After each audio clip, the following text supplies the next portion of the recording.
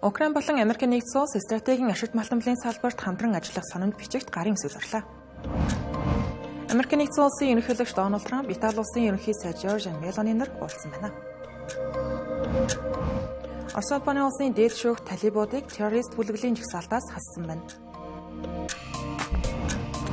Итали улсад дүүжин тээврийн осол гарч 4 хүн амиа алджээ. Арамдраг үзэгчтэй Тэнгэр телевизийн гадаад мэдээний хөтөлбөр эхэлж байна. Та бүхэн цаг үеийн мэдээллийг хүргэх болно.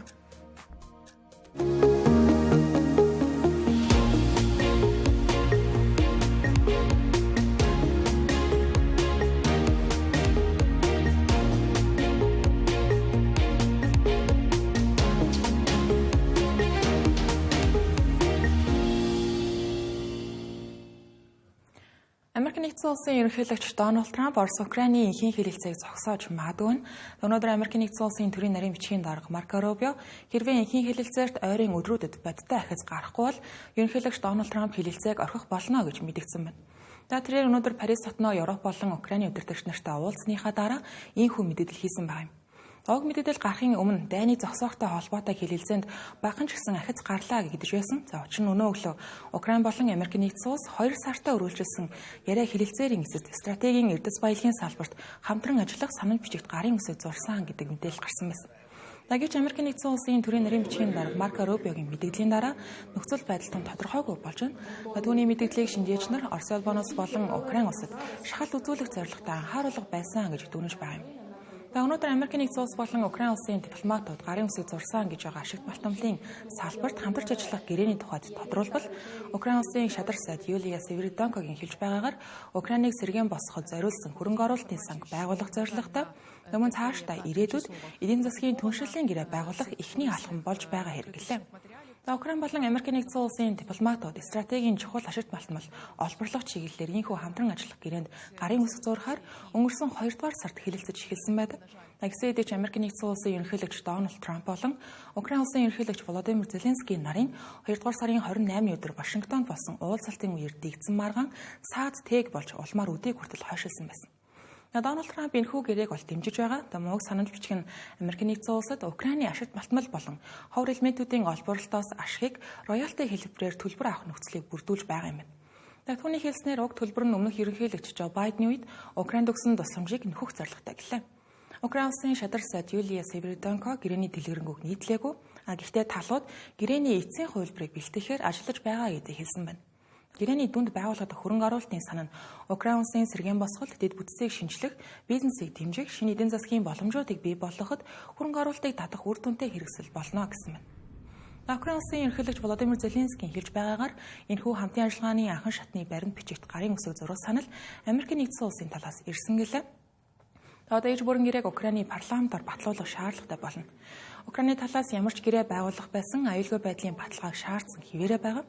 Харин Дональд Трампын засаглааны зүгээс үзэж байгаагаар Украин дахь Америкийн нэгдсэн улсын бизнесийн оролцоог нэмэгдүүлэх нь Орос улбаны улсын зүгээс Украин руу дахин халтгаас урьдчилан сэргийлэх аюулгүй байдлын баталгаа болж өгнө гэлээ.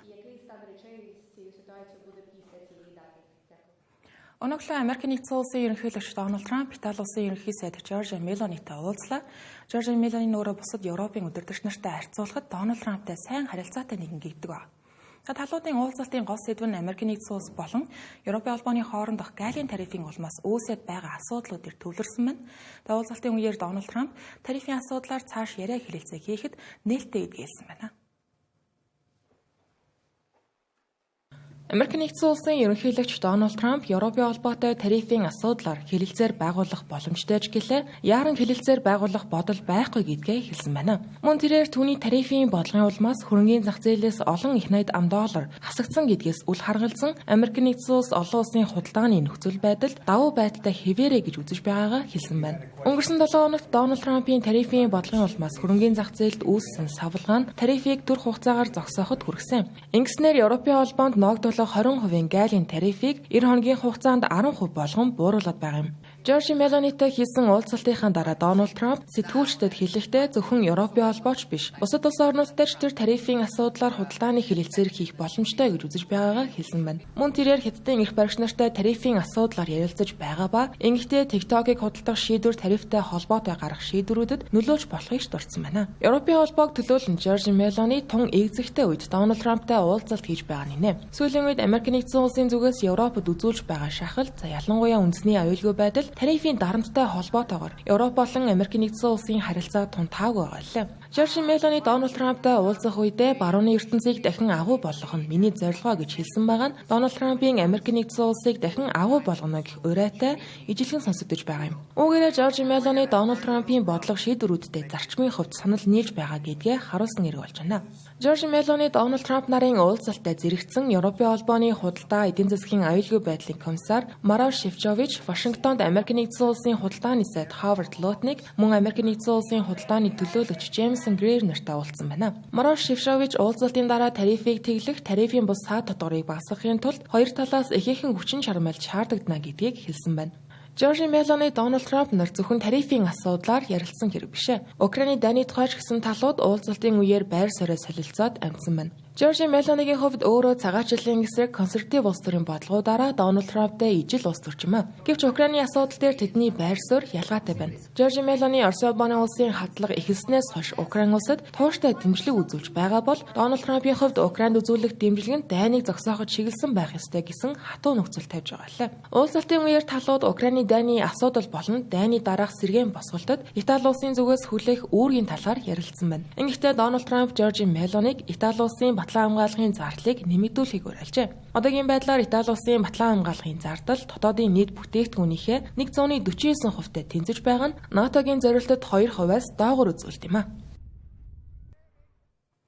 Орос улбаны улсын дээд шүүх өчигдөр хаалттай хуралдаан хийж Афганистанд эрх барьж байгаа шашин улс төрийн хэд консерватив үзэлтэй хөдөлгөөн болох талибуудыг террорист байгууллагын жагсаалтаас турх хугацаагаар хасах шийдвэр гаргасан байна. Та хэрэг шийдвэрлэх үйл явц нь анх ерөнхийлөгч Владимир Путиний 1 жилийн өмнө гаргасан зайрлагаар эхэлж байжээ. Талибууд 2021 онд олон улсын эслийн зэргүүд Афганистанаас гарсны дараа Кабулыг дахин эзэлж эрх баригч болсон байдаг. Орос улбаны улсын хуулиар бол Талибаны гишүүн хэн боловч тус улсад нэвтэрсэн тохиолдол баривчлагдаж терроризмын холбогдлолтой гэмт хэрэгт 20 хүртэлх жилийн ял хүлээх ёстой. Гэсэн ч 2016 оноос хойш Талибаны нэгч гишүүнийг Орос улбаны улсад ирэхэд баривчлаагүй байгаа юм. Таны тухайн онд Кремль Талибантай алтан бус хэлэлцээ эхлүүлсэнтэй холбоотой гэж хэлж болно. Түүнээс хойш Талибаны төлөөлөгчид Москва болон Санкт-Петербургт удаа айлчилж 2024 онд гэхэд олон улсын эдийн засгийн чуулга уулзалтанд оролцсон байдаг. Хүмүүс сүүлийн үед Владимир Путин ярианда Талибаныг терроризмын эсрэг хамтрагчаа гэж нэрлэх болсон байна. Талибан болон Орос улбаны улсын харилцааны түүхийг харуул Талибан нь 1999-с 2009 оны 2 дугаар Чечений дайны үед Чечений босгочдыг санхүү болон зэвсгээр дэмждэг байсан. Чечений ерөнхийлөгч Аслан Масхадовын засгийн газартай дипломат харилцаа тогтоож Орос улбаны улсаас тусгаар тогтносон болохыг хүлээн зөвшөөрч байсан юм. 2001 оны 9-р сарын 11-нд Нью-Йорк хотод худалдааны ихэр цамхаг болон Пентагонд болсон алан гэдэг ажиллагааны дараа Америк нэгдсэн улсын удирдсан эсэл Талибаныг засгийн эрхээс түлхэн унгаж НАТОгийн цэргүүд Афганистанд байрлаж байсан. Тухайн үед Орос улбаны улсын ерөнхийлөгчийн тамгын газрын дарга асан Сергей Иванов BBC агентлагт өгсөн ярилцлаганда Талибаны удирдагч Мулла Омар Орос улбаны улсад Америкийн түрэмгийллийн эсрэг хамтрах санал тавьж байсан гэдгийг дурдсан байна. Үүний дараа 2003 онд Орос улбаны улс Талибаныг албан ёсоор террорист байгууллага хэмээн зарлаж байсан юм. Гэсэн хэдий 2015 оноос Кремль Талибантай харилцах сувгуудаа нээж эхэлсэн. 2023 онд Владимир Путин Талибаныг террорист жагсаалтаас хасах үндэс бүхий зарлигийг гаргасан байна. Энэ үйл явц нь Сирийн төр засгийн газрыг хянаж байгаа Хаяд Тахрир Аль-Шам бүлэглэлийг мөн адил жагсаалтаас хасах бэлтгэлээ гэж зарим ажиглагч нар дүгнэж байна. Хууль зүйн үр дагавар нь юу вэ тухайд хуульчид терроризмд хамаарах байгууллагатай хамтрах нь хуулийн дагуу яр шийтгэлтэй болохыг хэлж байна. Орос улбаны улсын хуулиар террорист ангилал багтсан байгууллага бүлэглэлийн статусыг цуцлах тодорхой процедур байдаггүй. Тодорхой хугацаагаар жагсаалтаас хаснаа гэдэг нь практикт уг байгууллагатай хамтрахад яр шийтгэл хүлээхгүй болно гэсэн үг байна. Гэхдээ өмнө гаргасан шүүхийн шийдвэрлүүдийг бол хүчингүй болох боломжгүй. Олон улсын харилцаа улс төрийн үр дагаврын тухайд одоогоор нэгч улс Талибаныг Афганистан улсын хууль ёсны засгийн газар гэж хүлээн зөвшөөрөөгүй байна. Гэсэн хэдиж талибууд дэлхийн нийтээс тусгаарлагдаад үлдэх бус Афганистаны төрийн эрхийг баригч гэдгээ хүлээн зөвшөөрүүлэхээр бүс нутгийн орнуудаас дэмжлэг өсөж одоогийн байдлаар Орос улбаны улсаас гадна Казахстан болон Кыргызстан зэрэг улсуудын террорист байгууллагын жагсаалтаас нэрээ хасуулсан байна. Наман Хятад улсын хувьд Талибаны томилсон элчин сайдыг хүлээн авсан бол Орос улбаны улсын зүгээс зөвхөн төр орлон гүйцэтгэгчийг зөвшөөрсөн байгаа юм байна. Талибаныг тойрсон олон улсын болгоомжил нь Афганистанд дахин хатуу хүний эрх зөрчсөн дэглэм тогтож байгаатай холбоотой. Ялангуяа талибууд засгийн эрхэнд гарснаас хойш эмэгтэйчүүд болон охидын эрх эрс мууцсан байна. Тиймээс олон улстай хүний эрхийн байгууллагууд Орос улбаны улсыг талибуудыг террорист байгууллага гэж үзэхээ болж байгааг шүүмжлэлтэй хүлээн авах нь бол мэдээж. Харин улс төр шинжээчдийн хувьд Америкийн нэгдсэн улсын цэргүүд Афганистанаас гарсны дараа Орос улбаны улс Америкийн нэгдсэн улсын гадаад бодлого бүтлгүүцнийг харуултыг зорьсон. Үүнийхээ хүрээнд ч тэр талибуудын үйл ажиллагаанд хориг төдийлөн тавьдаггүй, зарим үед дэмжсэн хандлага гаргадаг болсон гэдгийг хэлж байна. Итали улсын өмнөд хэсэгт орших Наполийн ойролцоох далайн түвшнөөс дээш 1100 метрийн өндөрт оршдог Файто ууланд уулын дүүжин тээврийн бүхээг унаж осолсны улмаас 4 хүн амиа алдсан байна. Мөн хүн маш хүнд гэмтэл авч нисдэг тэргээр эмнэлэгт яаралтай өргөджээ. Итали улсын дотоодын хэвлэлүүдийн мэдээлснээр осол гарах үед бүхээг уулын оргилд ойрхон явж байхад ган татлаханд тасарсан юм байна. Тухайн үед хоёр дахь бүхээг шугам дээр доод хөндөд байж осолд өртөөгүй байгаа юм. Ингэснээр нийт 16 хүнийг аюулгүй татан гаргажээ. Прокурорууд хэргийн мөрдөн байцаалтыг эхлүүлсэн байна. Нас барсан хүмүүс нь бүхээгийн жолооч болон 3 зорчигч байсан гэж албаныхан мэдээллээ. Мөн мужийн захирагч Винченцо де Лука амиа алдсан хүмүүс нь бүгд жуулчд байсан гэдгийг мэдэгдэж ослын газарт манан, салхи, бороо зэрэг цаг агаарын таагүй нөхцөл байдал аврах ажиллагааг хүндрүүлсэн гэдгийг хэлж байна. Осол хэрхэн гарсан тухайд тодруулбал бүхээг ихц уулын хажуугаар дээш явж байх үед дүүжин тээврийн замын татах гол трос тасарсан гэж албаныхан таамаглаж байна. Мөн албаныхан дүүжин тээврийн замын аюулгүй байдлыг тогтмол шалгадаг байсан гэдгээ хэллээ. Уг дүүжин тээвэр нь хотыг уулын оройд холбосон 3 км урттай шугам юм. Осолцсон дүүжин тээврийг эзэмшигч болох EAV нэртэй нийтийн тээврийн компани улирлын чанартай ажилдаг дүүжин төмөр зам 10 хоногийн өмнө бүх аюулгүй байдлын шаардлагыг хангаж дахин нээгдсэн гэдгийг мэдгдсэн байна. Мөн компани гүйцэтгэх захирал Умберто де Григори ослыг урьдчилан мэдэх боломжгүй золгүй хэрэг байсан гэж үзэж байгаагаа хэллээ. Осол болох үеэр Итали улсын ерөнхий сайд Жорж Мелони Вашингтонд айлчилж байсан. Тэрээр ослын талаарх мэдээлэл авсныхаа дараа хохирогч нарт гүн эмгэнэл илэрхийлсэн байна. Өмнөх ижил төрлийн ослоодаас дурдвал Файто уулын энэхүү дүүжин зам нь анх 1952 онд ашиглалтанд орсны дараа 1960 онд ижил шугам дээр осол гарч 4 хүн амьд өргөдөж байжээ. Харин 2021 онд Итали улсын хойд хэсгийн Пьемонт мужийн Лаго Мажеро нуур болон уулын хооронд явдаг дүүжин замд осол гарч тухайн үед 14 хүн амьнасаа алдаж байсан юм. Уг ослын шалтгаан нь трос тасарсан болон тоормс ажиллаагүй байсантай холбоотой гэж тогтоогдсон байдаг. Иран улсын эрх баригчид энэ бэм гарагт Америкийн нэгдсэн улстай хийх цөмийн хөтөлбөрийн асуудлаар яриа хэлэлцээ Ром хотно болно гэдгийг баталлаа. Өнөөдрийн хүртэл хэлэлцээ яг болох хэсэг хэрвээ болвол хаана хизээ болох талаар баттай тодорхой мэдээлэл байгаагүй. Хэлэлцээртэй холбоотой гарч байгаа цаг үеийн мэдээллүүдээс хүргэл Иран улсын ерөнхийлөгч Масуд Пезешкан дэд ерөнхийлөгч нарынхаа нэгийг арилаас нь халсан юм. Тухайн албан тушаалт нь 2015 оны Ираны цөмийн гэрээнд гол хэлэлцэгчийн үүрэг гүйцэтгэж байсан хүн байна. Мөн нэгдсэн улсны байгууллагын цөмийн хяналтын агентлагийн тэргүүн Рафаэль Гросси уулзалт болох гэж байгаатай холбогдуулан Техран хотод ирсэн байна. Тэрээр Иранд байх үедээ Америкийн нэгдсэн улс болон Ираны дипломатуудын уулзалтанд ажиллагчийн статустай оролцох юм байна. Ираны төрийн телевизийн мэдээлснээр энэ бэм гарагт Ром хотод болох гэж байгаа хэлэлцээнд Оман улс дахин зуршлагчийн үүргээр оролцох юм байна. Өнгөрсөн амралтын өдрүүдэд Маскат хотод болсон хэлэлцээгч мөн адил Оман улсын гадаад хэргийн яам зуурчилсан байдаг. Эдгээр хэлэлцээ нь Ираны цөмийн хөтөлбөртэй холбоотойгоор Америкийн нэгдсэн улс болон Ираны хооронд үүсэж байгаа зөрчил маргаан дээд зэгтээ тулсан байгаа үед болж байгаа гэдгийг анхаарах хэрэгтэй. Америкийн нэгдсэн улсын ерөнхийлөгч Дональд Трамп хэрвээ хэлэлцээр амжилтгүй болвол Ираны цөмийн байгууламжуудыг цохилтонд оруулах тухай удаадараа анхааруулж байна. Нөгөө тал Ираны зүгээс засгийн түвшинд баяжуулсан ураны нөөцөө ашиглан цөмийн зэвсэг өгүүлбэрлэхээр төлөвлөж байгаа гэдгийг анхааруулсан байна. 2018 онд Дональд Трамп Америкийн нэгдсэн улсыг 2015 оны цөмийн гэрээнээс гаргаснаас хойш Иран цөмийн хөтөлбөрийн бүх хязгаарлалтыг зогсоосон байна. Одоогоор Иран ураныг 60% цэвэршилтэйгээр баяжуулж байгаа нь зэвсгийн түвшин болох 90% ихээхэн ойртож очсон үзүүлэлт юм. Энэ 7 оноос эхлэн Иран дахь цөмийн байгууламжууд дахь олон улсын атомын энерги агентлагийн хяналтын камерууд ажиллагаагүй болсон гэх мэдээлэл нь Мөн зарим агентлагийн ажилтнуудыг байгууламжууд руу оруулахыг нь хориглосон байна. Хэрвээ Америкийн нэгдсэн улс болон Иран цөмийн шинэ хэлэлцээр байгуулвал Ираны тал гэрээг дагаж мөрдөг хэсгийг хянахт ажилд олон улсын атомын энерги агентлагийн оролцоо зайлшгүй шаардлагатай юм.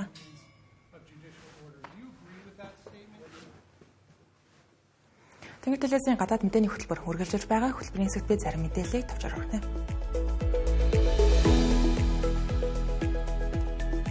Америкийн нэгдсэн улсын чанга хатуу тарифын бодлого түүний эсрэг авч байгаа Хятад болон Европын холбооны хариу арга хэмжээ олон улсын худалдааны тодорхой бус байдал болон зах зээлийн савлгааг нэмэгдүүлж байгаа юм. Үүнтэй холбоотойгоор шинжээч нар энэ онд олон улсыг хамарсан хямрал болж магадгүй талаар анхааруулж байсан. Гэвч өнөөдөр олон улсын валютын сангийн тэргүүн Кристалина Георгиева дэлхийн худалдааны системд гарч байгаа томоохон өөрчлөлтөөс болж өсөлтийн төлөв буурагч гэлээ дэлхийн нийтийг хамарсан хямрал болохгүй гэж мэдээлээ. Олон улсын валютын сан 2025 онд дэлхийн эдийн засгийн өсөлт 3.3% байна гэж тооцсон байгаа ба шинжилсэн төсөөллийг эрэх бэмэр гарагт танилцуулна гэлээ. Бүгд найрамдах Солонгос улсын ерөнхий сайд түр ерөнхийлөгчийн өөрийг гүйцэтгэж байгаа Хан Доксо эрх ерөнхийлөгчийн сонгуульд нэр дэвших өндөр магадлалтай байна. Урьдчилсан санал асуулгуудаар тэрээр ерөнхийлөгч асан Инсекёлийн нам болох ардын хүч намын боломжит нэр дэвшигчид дунд тэргүүлж байгаа юм. Өдгөө 75 настай Хан Доксон дуршлагатай улс төрч ба өмнө нь барууны болон зүүнний альж засагт ажиллаж байжээ. Харвардын их сургууль эдийн засгийн чиглэлээр магистр докторийн зэрэг хамгаалсан Хан Доксон гадаад харилцаа, худалдаа, захиргааны чиглэлээр дуршлаг аримтай нэгэн ажээ.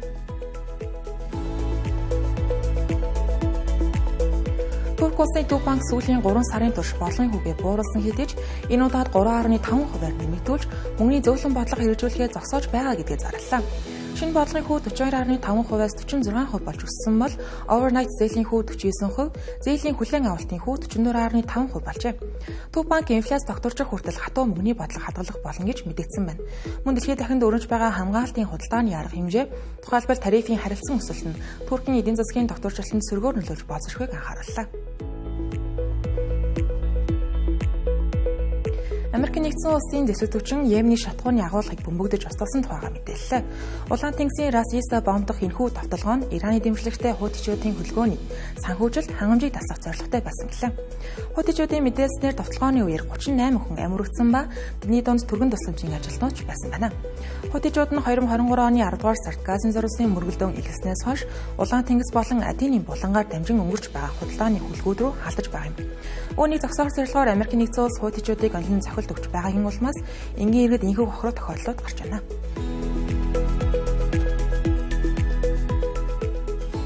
Цэвэр телевизийн гадаад мэдээний хөтөлбөр та бүхэнд хүрэлээ. Анхаарлаа хандсан баярлалаа.